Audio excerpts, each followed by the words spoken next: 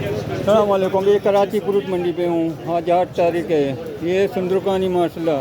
सुंदरकानी क्या दाम है? ये 2000 वाला है। ये 2800 सुंदरकानी, 2300 सुंदरकानी माशाल्लाह। ये सफरजल माशाल्लाह, सफरजल बोलते हैं ना इसको। क्या दाम है? 1100 रुपये कार्टून माशाल्लाह। सलामकुम। सफला भाई आज क्या दाम चल रहा है सेब गोल्डन? हाँ गोल्डन, ये देखो ये 2500 रुपये हो, अभी बिक गया हो माशाल्लाह। 2500 रुपये गोल्डन कार्टून।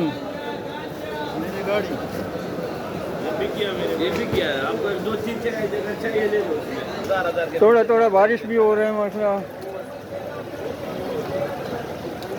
अनार 2000 2000 रुपये पेटी अनार हो।